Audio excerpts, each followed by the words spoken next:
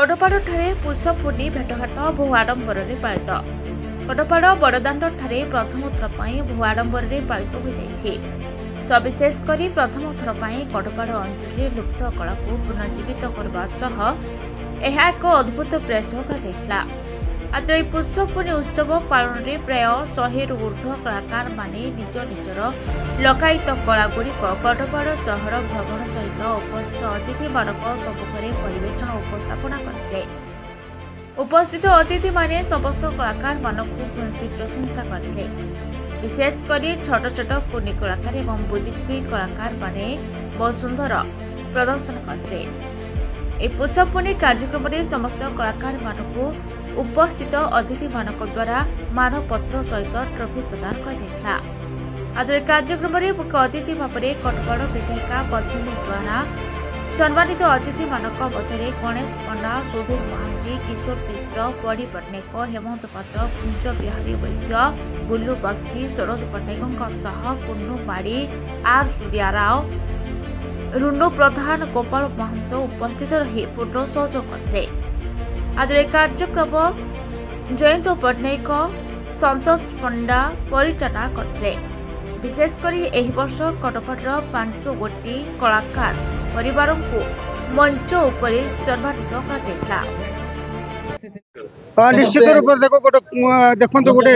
खुशी माहौल अच्छे आज कोटपाड़ आम गत वर्ष या आरंभ करूँ कहीं ये कला पूरा लुप्त हो जाऊला धीरे धीरे लुप्त होता माने आप जयपुर के नवरंगपुर बोरीगमा अंचल देखिए किसी भी नाला कोटपाड़ अल्प किसी थिला तथापि आउ थे उज्जीवित करके आगामी पीढ़ी आम साइती रखू से प्रयास थिला। तेणु आम गत वर्ष प्रयास कर आज ए वर्ष टे आउ टे अधिका किसी कर चेष्टा कर सफल हेलु। मोर जन्म कोटपाड़ रे किंतु कलाकार हिसाब से मुझे जन्म होती कोटपाड़ माटी ये पौष पूर्णिमा दिन में। तेणु आम सभापति गणेश चंद्र पंडा जिते एक कहले संपादक हेमंत पात्र एवं अन्य माने सहयोगी जिते कहले बहुत बढ़िया कथा जे कोटपाड़ जो लुकायित प्रतिभा तो अच्छी आगू नवा पुरातन जो माने थिले दिवंगत कलाकार माने से जदि आम मरणोपरांत सम्मान प्रदान करवा ताहले आगामी पीढ़ी निश्चित भाव प्रेरित हेबे। आ जो माने आमर पूर्वपुरुष आम जन्म पूर्व बापा माँ को जन्म पूर्व से माने कलाकार माटे ये कला प्रदर्शन करते जमीक आज वृंदावन बक्सी महोदय को मरणोत्तर सम्मान दिगला, तुलाराम देवान को जार कंठस्वर एत सुमधुर था सी जो गाइले लगुला सते जमी समस्ते पुलकित हो जाती भगवान सहित मिलन हो जाकर जो लोकायत प्रतिभा थिला उद्देश्य अच्छी प्रतिभा को आमको सामना गणवा। द्वितीय कथा जेहेतु आम कोरापुट जिलार गोटे बहुत पुणा कोटपाड़ सहर जोटा कि जो पुष्पूर्णी बहुत सुंदर भाव आगे होता पुष्पूर्णी नाटरे लोक आमर जो पुणा किसी लोक